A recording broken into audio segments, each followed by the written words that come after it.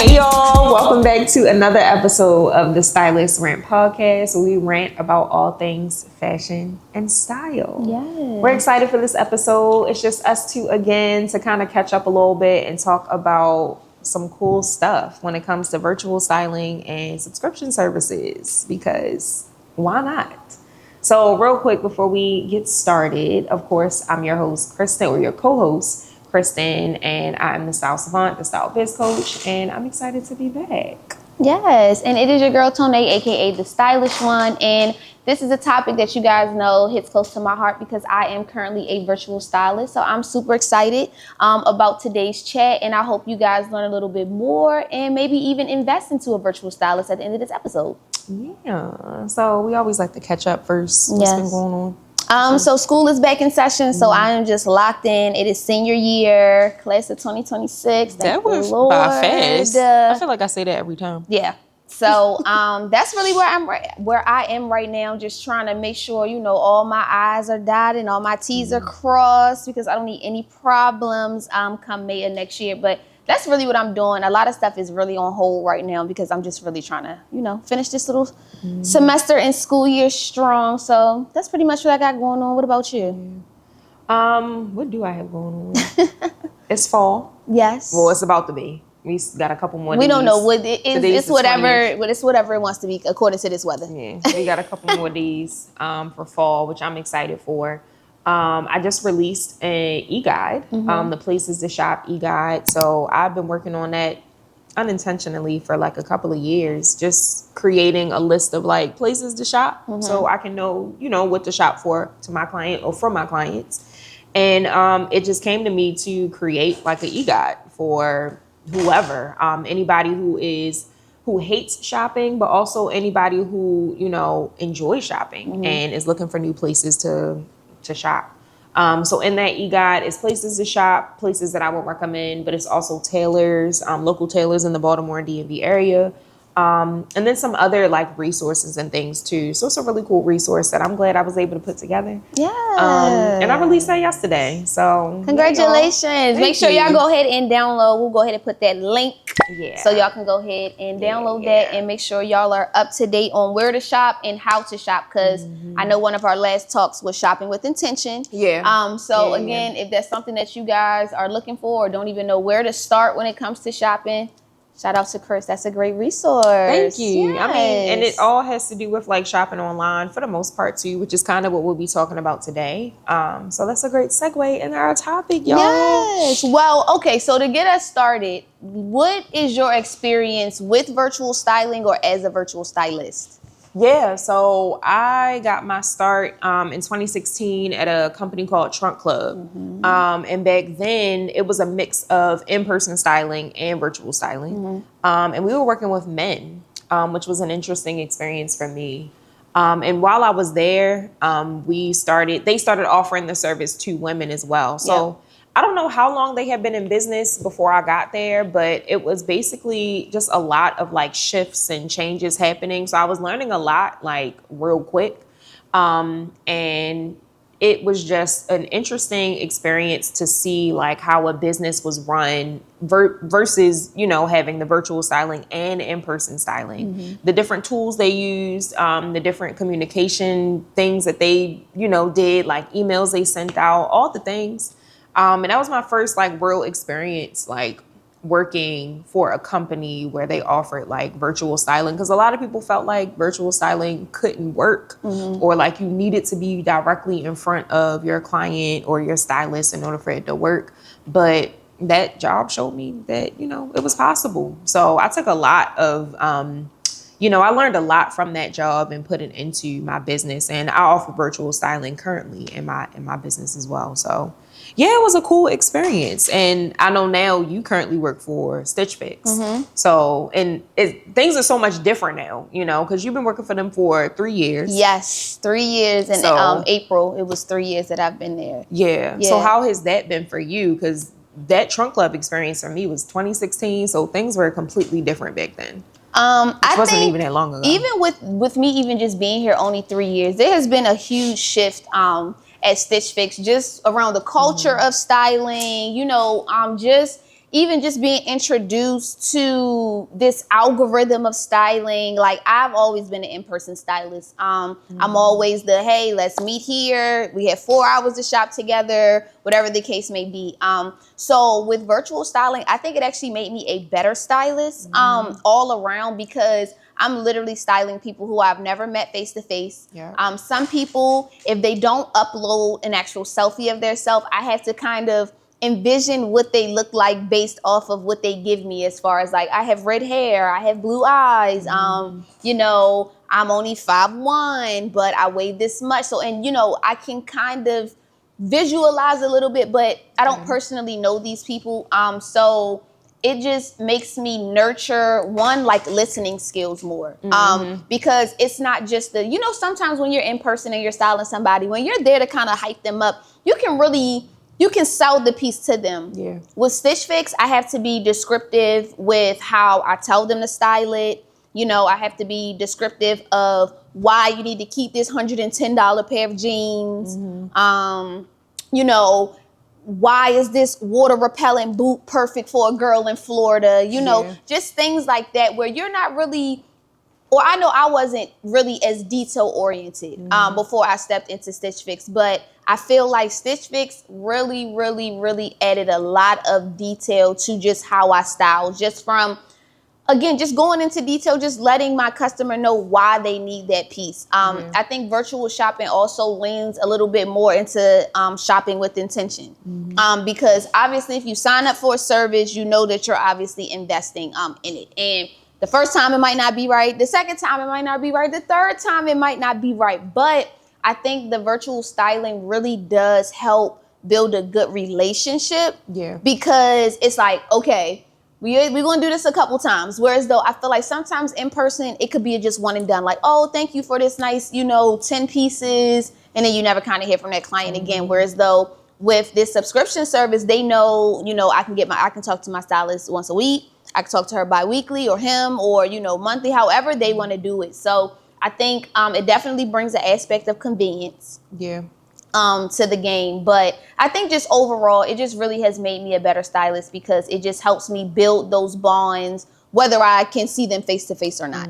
So I like that you say that, because I know for me, I've learned that being a virtual stylist, the communication level has to be like has to be tier. there. Yes. Regardless, on both ends, because, you know, as a stylist, you have to ask the client a bunch of questions, because most of the time they're not even, they think they know, but they really don't know. Or they're using buzzwords that they've heard somewhere else and don't know what's going on. And they don't really know how to describe, you know, what they're looking for, or their personal style and all of that. And a lot of the times they don't even understand what is going on until you actually like ask them the right questions. And they're like, oh, this makes more sense. You know, so it's the stylist communicating more, but then it's also the client communicating more, because you know, they have to be the ones to like give away that information and be vulnerable enough, depending on, you know, what they want to share and what they don't want to share. But that's the thing too, they don't be trying to share everything. So you really got to pull that stuff out of them, which is a task. And it does make you a better stylist, in my opinion, as well, because you have to know what to ask. You have to know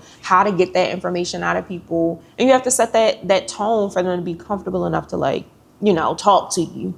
So I think virtual styling, all stylists need some type of virtual styling experience. Yes. But I will say that having that in-person hands-on experience first makes virtual styling a lot much easier. Yes. And I will say that because I've seen that with some of the ladies and the guys on Stitch Fix, like this is their first styling, you know, job.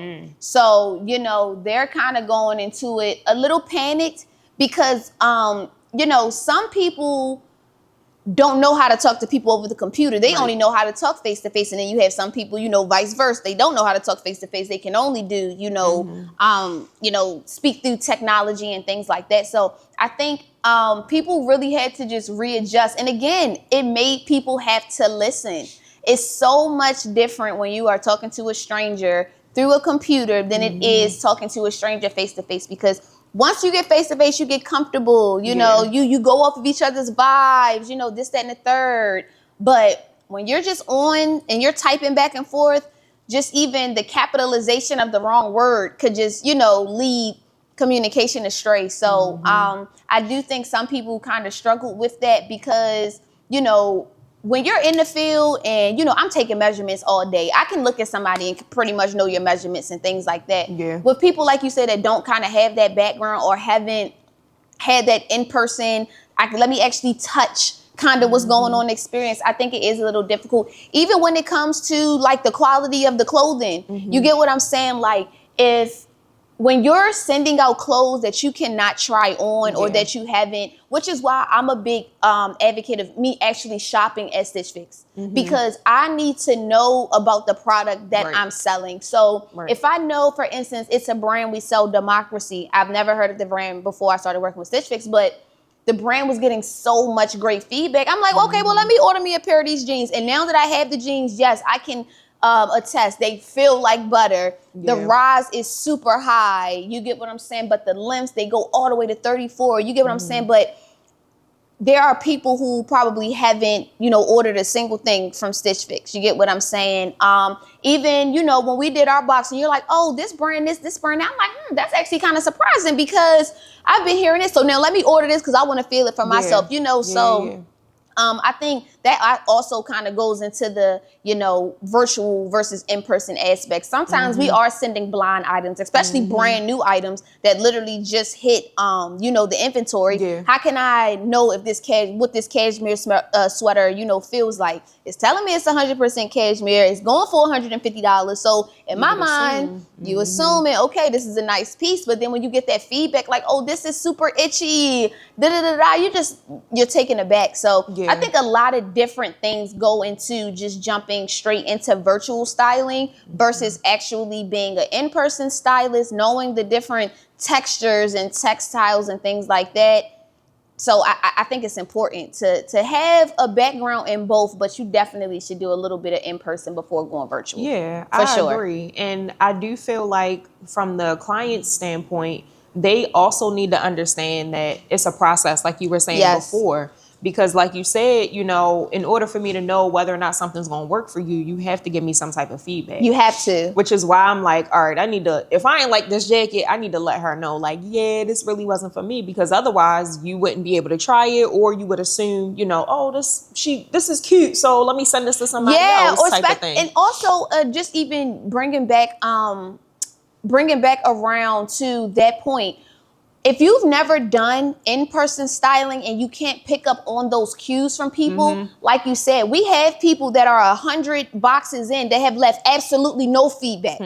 Nothing. They haven't told us if it's too big or if it's too small. They haven't told us anything. They just send the pieces back. So you have some stylists who can't pick up on those cues like, okay, if I just sent her 10 pants and 9 of them are denim, maybe she doesn't like denim. Maybe I should try. You get what I'm saying? But if you're not used to having those conversations or just, again, doing those in-person fittings where you can actually see someone's face when they're trying on something like, this denim is a little too stiff. That's another thing, too, again, when it goes back to knowing the difference between washes, textiles.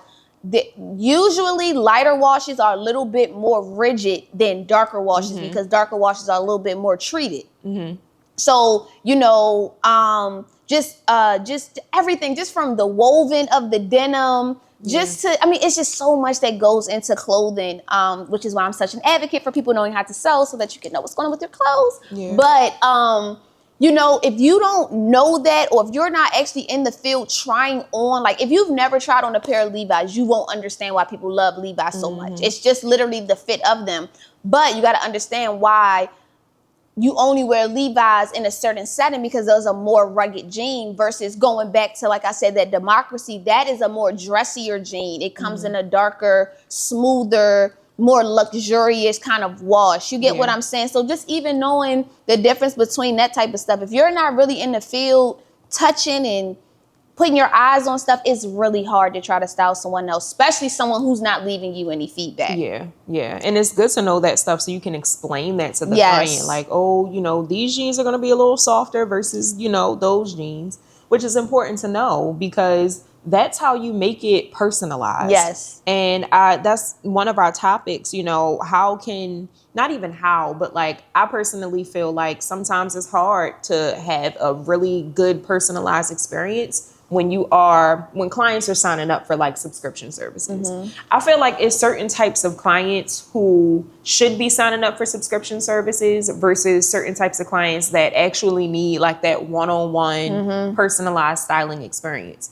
Because subscription services are going to be, it's just quick for the most part. You kind of are, you can ask for specific things. You can make it personalized, but it's not as hands-on as it would be with a one-on-one, type of, this is my personal stylist. I see her often. We talk all the time type of thing.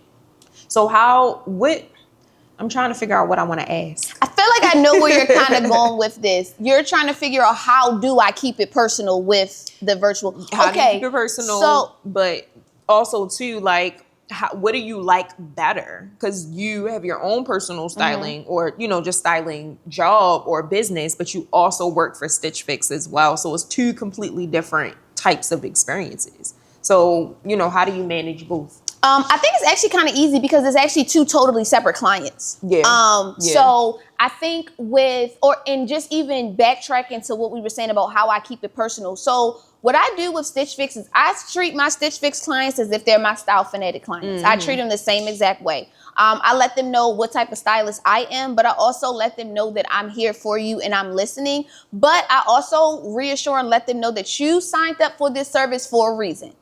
You are investing in a stylist for a reason, so it has to be 50-50 here. So again, it goes back to communication, it goes back to trust, it goes back to all of that.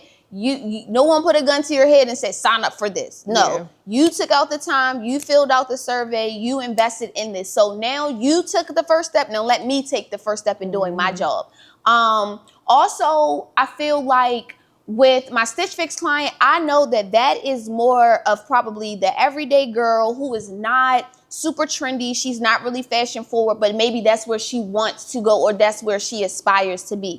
Those are my Stitch Fix girls. So those are not really the girls that are looking for anything too specific. They more so work off of mood boards and Pinterest boards. And they're like, oh, I like this outfit. I might not wear those shoes because they're too high, but I love a trench coat. I love a wide leg. Could you help me put this look together? Those are the girls that I'm servicing on Stitch Fix. And then even those clients that come to me, that come to Style Fanatic, that are not looking for that true Style Fanatic experience, which I'll get into because, again, the Style Fanatic experience is a much different experience from the Stitch Fix experience. I bring them over to Stitch Fix, but it's easier it's a little better of a transition for those that I sign up for Stitch Fix. Like for you, and for example, me and you have already a relationship. So if me and you want to set up weekly calls to talk about a fix, but you're only getting one fix a month, we can still make that work because I've gathered throughout the month. This is what Krista needs. So this is what I'll include, in her next box versus someone who I initially meet on Stitch Fix. I have to now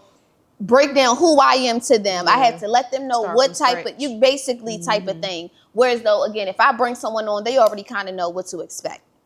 But my Style Fanatic girl, she's coming to me because she's already on trend. She's already a trendsetter. She's coming to me because she wants to elevate her looks.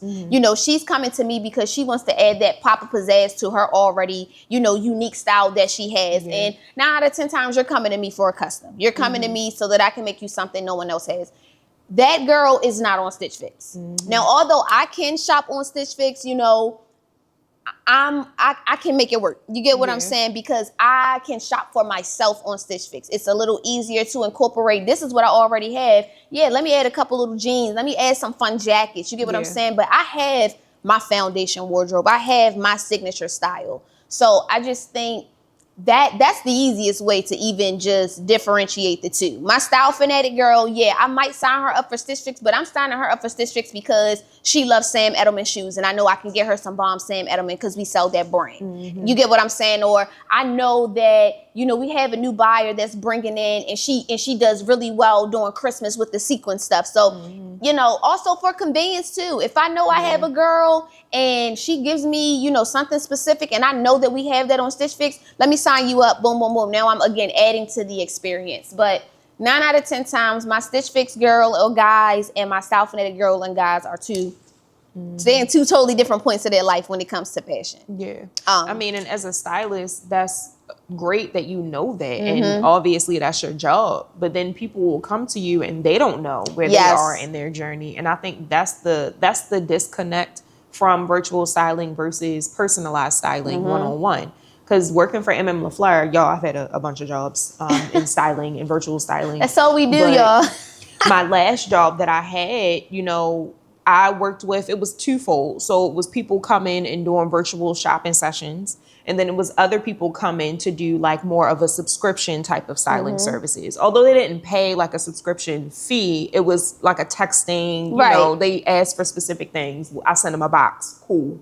But some people who would sign up for the virtual styling or virtual shopping sessions, I would look at them on Zoom. We will only be on a call for 30 minutes. So one, it's only but so much I could find out about the person in 30 minutes. They fill out a form, but even that, isn't really, really helpful to me, at least, aside from just their sizes. But even then, their sizes would be wrong. So it's like, I have to have the conversation with the client. They're like, oh, I just really want to revamp my entire wardrobe. I just lost a lot of weight. I just had a baby, da, da, da, da, da. And it's like, oh, well, this could be a great experience for you, but it sounds like you need more personalized help. So it would be times where I would like talk to the client and kind of encourage them to sign up for my personalized one-on-one, consulting services, because just doing a virtual 30-minute shopping session isn't really going to solve the problems that you're having. Especially if they're deep-rooted problems, again, even down to the size. And that even goes back to the whole virtual aspect. The person can create an entire, profile. And if they're not comfortable with themselves, they will put whatever. They're going to lie. I'm talking about everything from height to weight to the waist size. And it's just like, you're not doing yourself a service, you're doing yourself a disservice, because now you're either getting clothes that are too big, you're getting clothes that are too small. Some people don't know that they're petite and they're like, I don't understand why everything is so long on me. What is going on? And again, those are the people, like I said, that in my mind would need that one-on-one service, but they signed up for this. So you just have to do what you have to do. But as a stylist, that's stuff that you have to catch on. So again, if I'm styling a lady and she's 4'11", 230 pounds, I can kind of envision what that looks like in my head. That is a petite, round woman. You get what I'm saying? So I need to... She might not be round. Maybe she just muscular. 4'11". She muscular. She big bone. No, round.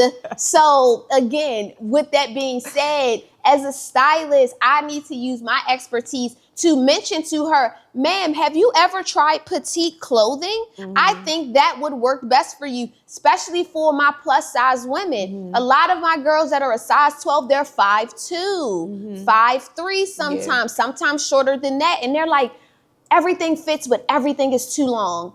I love the waist on the jeans, but they're too long. The jacket. No, you don't even need to get tailored. You need to understand that you are petite, and you need to buy your clothes in petite. Not every petite thing is. I've learned. That's why I'm petite. So are you. I don't wear petite at all. But I'm not petite. Nothing. I have very long limbs. But you're shorter than 5'4". So that means you qualify as a petite. But again, you don't shop petite. I don't shop petite because my limbs are long. But I also don't have a problem with my clothes being too long.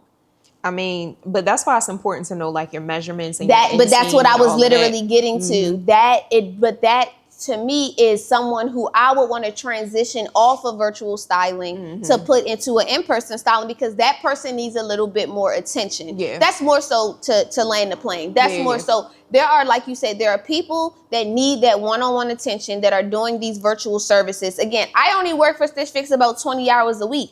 I'm used to working with a client 20 hours every 3 days sometimes. You get what I'm saying? And or I'm used to dedicating 20 hours to one client. You get what I'm saying? So when you need those one-on-ones, it is a little hard to do it virtually. Or I like to tell people, even in my business, I offer hybrid options.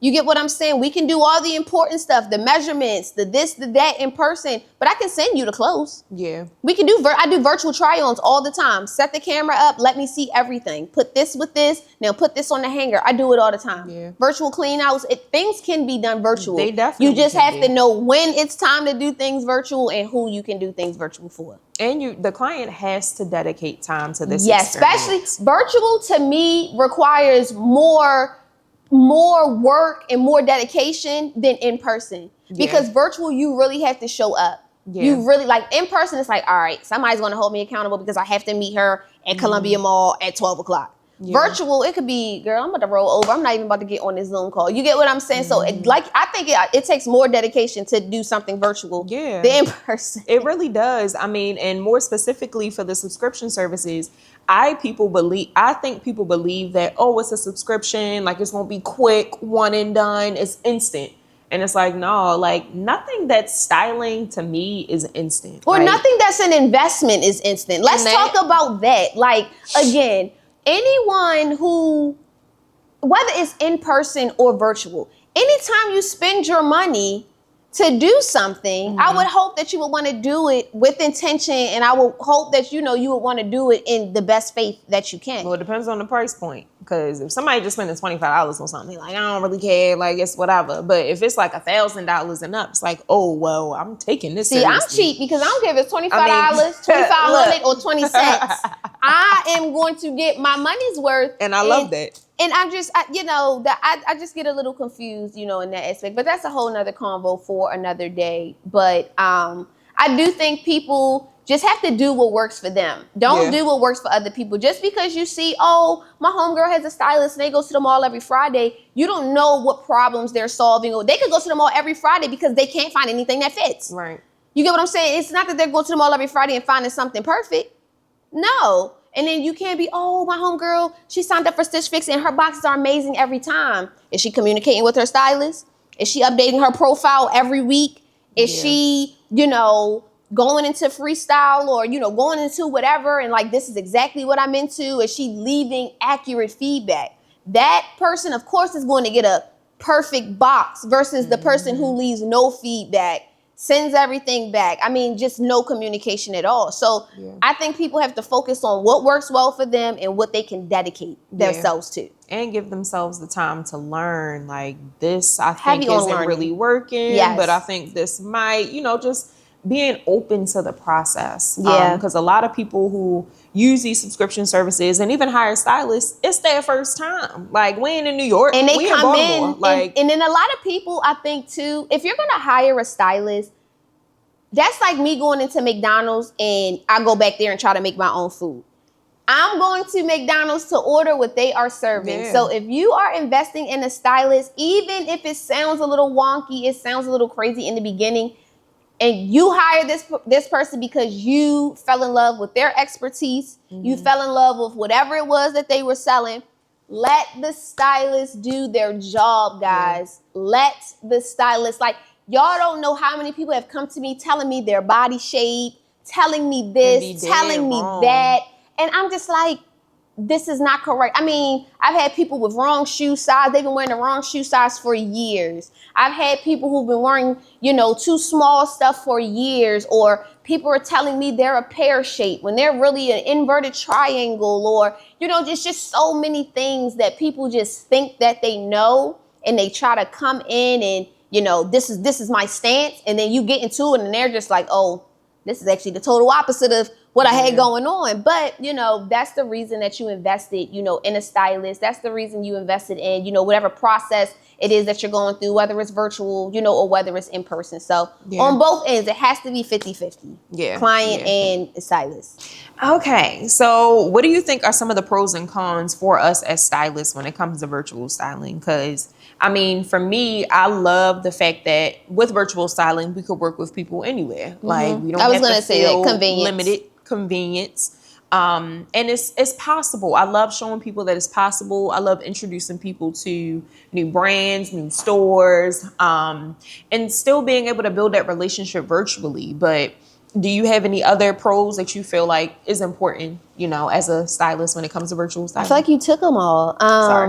No, you're fine. Obviously, convenience. I would say even as a virtual stylist, just even speaking from this conversation, I have learned so many new brands through Stitch Fix, especially when it comes to denim. Y'all know I am a denim down girl. So I am willing to pay. I think the most I've paid for denim is like $120. I'll pay $120 for some good denim. I will. But anything over, I can't like page denim. That's like $200. I don't think I'm there yet when it comes to the denim. But I am willing to invest in good denim and good jackets. You already know. Yeah. So going back to what you said, convenience is obviously going to be the number one point, but being exposed to different brands, just seeing different people. I styled different people. I've styled, politicians who just are, I'm using this service because someone gifted me this for my birthday. Athletes, stay-at-home moms, I love that they're investing in their wardrobe. People think, because you stay at home, you don't have anything going on. Again, getting into the elevated casual, that's something that I expose myself to. I'm not really much of a casual girl, but, through this service, and again, shout out to my stay-at-home moms. They're the ones who put me on the elevated casual, the nice, jogger sets and the nice sneakers and the vest and the crossbody bags, just something real cute and comfortable. And I think, again, with virtual styling, I think it just really enhanced my listening skills, just me personally. I think sometimes, again, when I'm in person, I'm really able to lead and I'm really able to really drive the convo because it's like, I'm the expert, I'm the stylist, we're here, together, let me lead it. But on that virtual styling, it don't matter how much you know. If they don't like it, they sending it back because you're not there in person if you don't really explain it properly in your note why this is a necessity or why they must keep this piece, they won't think twice about it and they'll send it back. Yeah. And I think that's a big difference between a subscription versus one-on-one, because for me, when it comes to virtual styling, I'm hopping on a call with my client. Yep. Once you shop, we setting up a call so you can try the stuff on, with me. And you can do that in a subscription service, but a lot of clients aren't really interested. I feel like, and I do, but I have to know that client personal. I don't know every single, but again, I have a couple other clients, I have Cedric who I style. Y'all call me when it's time to put the clothes on. You get what I'm saying? But that is, again, a transition off my in-person styling. You get what I'm saying? If I just met Tori from New Orleans, you get what I'm saying? I don't have that relationship to be like, oh, hey, girl, here's my email, send me yours, so that you get what I'm saying. Unfortunately, I'm not able to do that with every client, but those clients that I do put on Stitch Fix or that I do refer to Stitch Fix, obviously I have a different relationship, so we are able to do that. Now, if all of my clients were referrals on Stitch Fix, that will be the process. Yeah. You get what I'm saying? It will be, hey, the box come Wednesday, let's set up a call on Thursday type thing. But unfortunately, I can't set up every call with every client on Stitch Fix. I wish I could. I'm sure I could. But, that is just the one element that's missing, is that we only really have 3 times of communication. The first time is you requesting what you want. The second time is me sending you what I think you want. And then the third time is you giving me the feedback. So we interact only 3 times. Yeah. You get what I'm saying? None of it's face-to-face. Yeah. Yeah. And you better hope that the request gives you something, because, again, sometimes you have people that are 100 fixes in that won't say anything. Yeah. And I think that is kind of a part of the list of cons that comes with, virtual styling, subscription services, and even one-on-one styling, because I know for the subscription services and the companies that I work for, I feel like the amount of freedom that I have is very limited, because now I'm tapping into their processes and how they do things. And, if I step outside of that process, I'm not doing it the right way, type of thing. And I know every brand that I work for is 100% different. And MM LaFleur was one of the last brands that I worked for, but they gave me the ability to schedule a call with the client that's virtual if that's what they want to do. I get the opportunity to text the client. The client can upload a photo, but not all subscription services and virtual styling services are like that. So it's a lot of cons. Can you think of any other cons, when it comes to that? Yeah, I would say just even going back to the company itself, like, for instance, Trunk Club. Trunk Club was out of Nordstrom, so you were able to utilize those Nordstrom brands. I feel like with Stitch Fix, I can only work with the brands that they had, and I do know that that was something that I was struggling with at one point when it came to inventory, because I know as a stylist you have to remove yourself from the clothing, but it was to the point where I just couldn't even see myself selling someone those items. Like even as a stylist, I couldn't even put it together properly. You get what I'm saying? So I think working with a brand who uses private labels. So sometimes again, brands I've never seen or brands I've never felt. So I don't know if this $49 pair of jeans is worth it versus the $88 or the $120. I can't tell you that because I've never worked with this brand and I don't know this brand. And then also, and this is something that affects me personally every day, something that literally me and my manager talk about every time we're on a call, but because I am, and I don't want to say a true stylist, but because styling really is my profession, sometimes you have to understand that there are goals and things that have to be met, efficiency and things like that. So I can't spend an hour on one client how I would in my business. Sometimes it has a tracker and a timer. It says I only have 12 minutes to work with this client. And, you know, sometimes you have clients, again, who have no feedback, no nothing. And I have to send them 8 pieces. So now I have to find 8 cohesive pieces that I can explain to this person who has left me no feedback. I have to explain to them why they need to keep these 8 pieces. Or I'll have people we used to have clients all the time. I only want made in America items. I only want items made in America. I think we only had like 2 brands that were made in America. So, you know, it was hard to retain those clients because it was like, yes, I'm sending you 100%, you know, I'm sending you a Levi jean, but the other 7 items are made in China or made in Bangladesh or whatever the case may be. And now they don't even want to keep the box because it's, I don't support that. You get what I'm saying? Or you have the client who comes with a request every time. Oh, I have family pictures. The colors are burgundy and orange. So you have to send me burgundy and orange. I'm going on a cruise, but I don't wear shorts. Or I'm going to Mexico, but it's going to be 20 degrees. You get what I'm saying? So you really don't know what's going to come across that dashboard until it comes. But I also have to understand, just because, you know, she's going to Europe and she wants me to pack her stuff for the plane, the trip, and a night out, I still can't spend an hour on this. I have to use the inventory I have to try to convey this to this person and things. So just happen to just have those certain restrictions, you know, it's kind of hard too, because, you know, when I'm making mood boards, I'll spend 3 hours on a mood board for my client to make sure that it's perfect. But when I'm with Stitch Fix, I can't do that. I know that my efficiency has to be this, my goal has to be this, and I have to make sure I'm hitting it every time. But I also want to make sure I'm sending the perfect, you know, items to each person. You know, and then after you select the items, I then have to go in and write a detailed note about why I sent you that.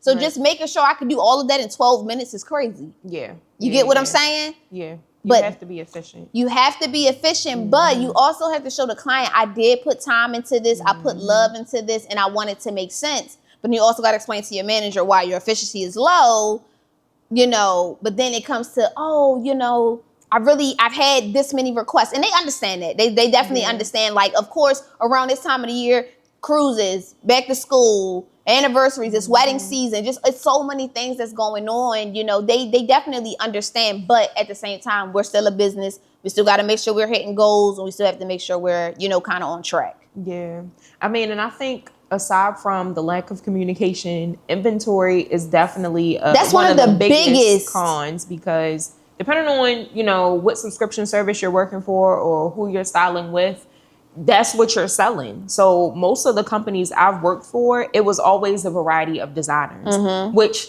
can kind of be a hit or miss. Because again, you're not able to try everything. You don't know how things are going to fit, all those things. So when I started working for MM LaFleur, that was the only company that had their own brand. So I'm like, oh, this should be easy. And it was, because I was able to try stuff on. I could go to their store, try stuff on. But then it also limited me too, because it's like clients would request natural fabrics. And I'm like, oh, well, we only got these 4 items that's natural fabrics, and you want a whole suit. Like, babe, I can't do nothing for you. Or they're like, oh, I want a top in this color. Well, all we got is neutral tops. That's what I'm saying. So what did you see that I'm not seeing? Because I can't give you what we don't have.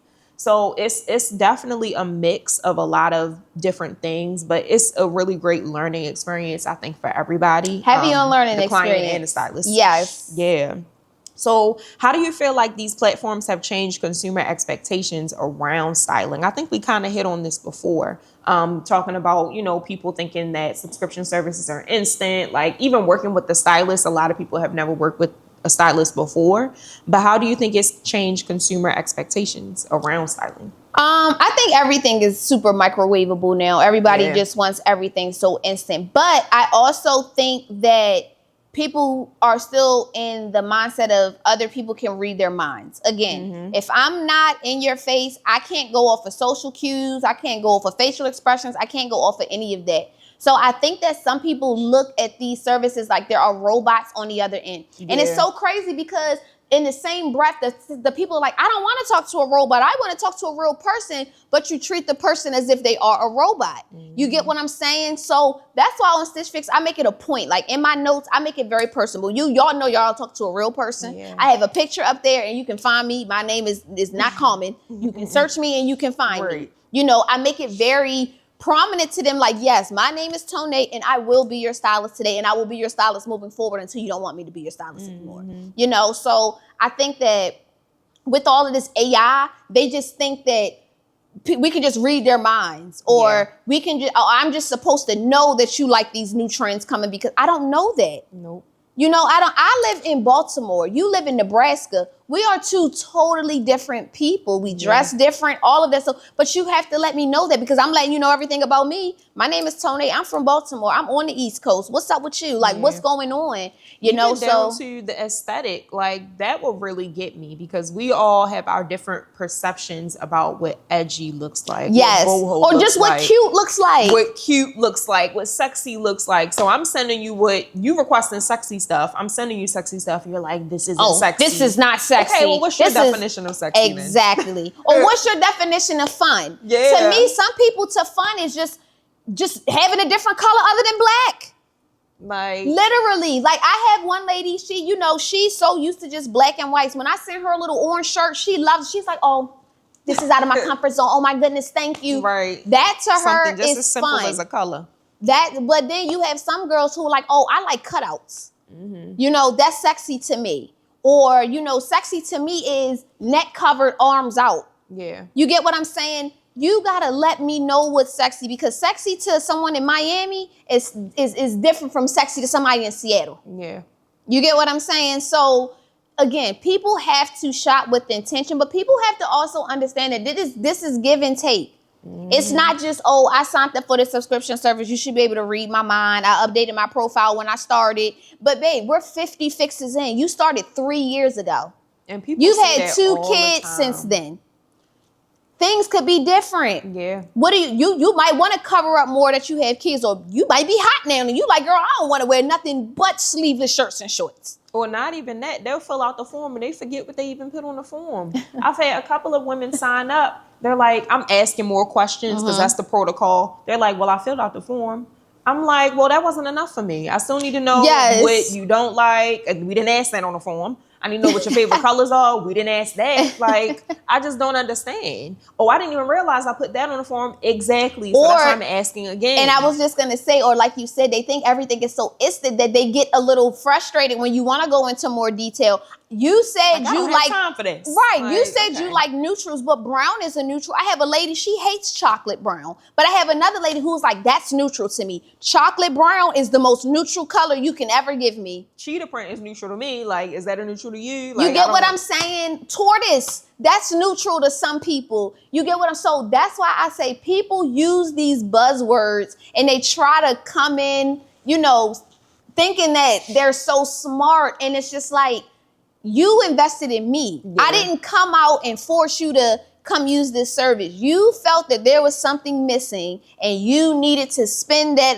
extra little coinage to make it happen. So when I'm asking you, hey, what is it that you don't like the full leg to show, or you don't like above the knee to show? When you say you don't like I'm asking questions like that because that's the difference between me sending you a maxi skirt, a midi skirt, and a mini skirt. Yeah. You get what I'm saying? Because now I'm sending you a mini skirt and you like, I absolutely do not like my legs out. Or I'm sending you a maxi and it's like, oh, I like my ankles to show, but I don't like my knees to show. Yeah. That is two totally different silhouettes. And you can't get mad at me for wanting to know what's going on because it's going to be misses every time. That's why at the end of each thing with a client, I say, what do you think? How did everything fit? Yeah. How did you like this rise? You said you used to be a 10. Now you want to go down to an 8. How does the waist on the 8 fit to the 10? Do they run big, small? When I'm asking these questions, I'm not asking them to surprise you. I'm asking because this is what's going to go into the next fix. If you telling me I love rib tops, but I don't like white, that's perfect. I'm going to see a black one. You still like it? It's little subtle things. I've literally had people send stuff back just because of the color. Yeah.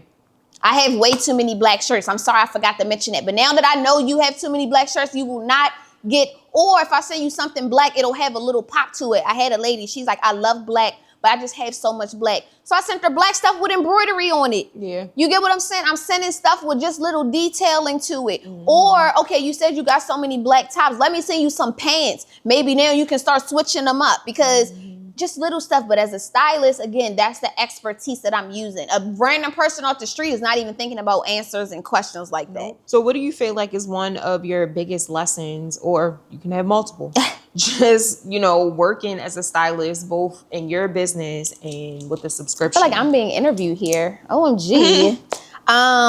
It could be a fun story. I would just say, honestly, just the biggest lesson, like I said, is just learning as a stylist and listening. I would say because, again, in person, when you run your own business, it is so easy to sway a client. I'm sure I have sold things to clients that they were probably like, I really only bought this because Tony told me exactly how to style it. You get what I'm saying? I would never wear this if Tony would not put that together. Yeah. But with Stitch Fix, I cannot force these women to know. Again, it could be something off just the color. You get what I'm saying? I don't wear burgundy. I like more firehouse red, or I don't wear firehouse red. I like more wine burgundy colors. You get what I'm saying? Just little things like that, but I have to listen. Whereas though, if I'm in person, I could be like, oh, okay, well, what jacket do you have that we could put on top of this to kind of tone that red down a little bit or something like that? I can't do that in the note because you've already sent it back. It's already in the process of coming back. So now by the time I know that you don't like that, I can't do a quick fix of, oh, let's layer it with this, or let's do this to kind of contrast it a little bit. I can't do it at that time because we've already missed that step. So just making sure that I'm listening and just sending things with purpose and intention when I'm doing virtual styling, it literally makes the difference. Because again, the stuff I do in person, it doesn't translate to online because it's already too much delay. It's already, it could just one step of miscommunication. And it could just be over. I mean, and like we talked about, communication is a big deal. For me, I feel like I've learned that even if you do everything, like you can say everything, you can ask all the questions, sometimes it's still not enough. Sometimes the client still is like, this is not what I'm looking for. Like, you literally asked for a yellow midi length dress. That's exactly what I said. And they'll be like, this is too buttery. This is too mustard. Okay. I actually don't even like yellow at all. I've had that. Right. I've sent stuff to people, or even, with Stitch Fix, you have the option of you can style the entire box and it'll be a surprise to them. Or they're able to go in and be like, oh, I like this. See, that's what I thought I was going. Send me something different. So what they have now is, with a lot of the first fixes, they're making them surprise fixes because a lot of first people don't even know what's going on. They don't even kind of know what's going on. So just the process of them going in and they're like, oh, I picked these, or I thought I picked the... They exclude that with the first fix. So probably your next fix, you'll be able to have the option of, and then also I think with the second fixes and up, you're able to upgrade to more than 5 pieces. I think with that first box, it's just, okay, welcome to Stitch Fix. This is a stylist. Based off of your profile and no feedback, this is what the stylist came up with. Now let's tweak off of this first box. Or because if not, sometimes it takes so long for those first boxes to come out because they keep going back and forth, and it's just like, hold on, let's set a foundation real quick. So that's kind of what it is. But no, your next fix, you should definitely be able to pick between, I think it's 5 to 8 pieces, whatever the case may be. Yeah. And that's definitely something that I've learned too, because sometimes just doing it is the best solution, because I will say all of the subscription services and styling jobs I've had, the client has an opportunity to see what I'm sending them before they get it. And one, it slows the process down. Two, they saying no to stuff that they have never even tried. They don't know what it's going to look like. Like, it's insane. And another big thing that I've learned too is that a lot of the models that are modeling these pieces, they don't look anything like the client that I'm styling. And because people are so visual, like they look at that model and they're like, oh, it's going to look exactly how it looks on her, the same way it looks on me. And I have to constantly re-explain to them, like, yeah, well, she's 5'8", you're 5'2", so you can, and that's another thing. Work. I think another thing too is just back to the fundamentals of reading. I think as well when it comes to these subscription services, because that's something what you just said just put a light bulb off in my head, because I have so many clients, again, they will go, again, you're 4'11", 5 feet. The model is 5'9". All of that information is written. It's right there. So when you order that 32-inch boot cut and you're wondering why there are 6 inches past your feet. And now you're mad. And now you're mad at the stylist. Why would you send me these long? No, you pick those pants. And that's fine, but now get them tailored if you want them tailored. Or now just it's a learning experience. You're not a 32. You're probably more of a 27. Yeah. You're probably a 27 inseam. And that's okay. But again, it's all a learning experience. And I think also sometimes with clients get frustrated. We're frustrated on all ends, y'all. It's not just you. The same way where sometimes we feel like we're missing information, it gets frustrating on our end. So, of course it could get frustrating on the client's end as well when they think like, okay, you're not getting it right. But again, are you giving proper feedback? Right. Are you communicating? Nope. Are you saying what you like and what you don't like? Are you being intentional? Clients have to also understand this is a give and take relationship. It takes 2 to tango and it takes 2 to put the outfit together. Yeah. So. It's a lot. It's a very stressful job. Yes, it is. Yes, it is. Realize. But just to close things out, where do you see subscription services and virtual styling heading, like in the future? I honestly think that it's definitely going to be, I think virtual styling is going to be included in the omni-channel. And when I say omni-channel, if you guys don't know, omni-channel is just basically when a business has different avenues of how a person can shop with them. So they probably have a brick and mortar, they probably have online, you can pick up at the store. So I think virtual styling, and it's actually funny because when I did my internship with Kohl's and we had to do our think tank competition, which was basically like the little end of the period team project, yes. I kind of implemented something similar to Stitch Fix. It was called the Kohl's Closet.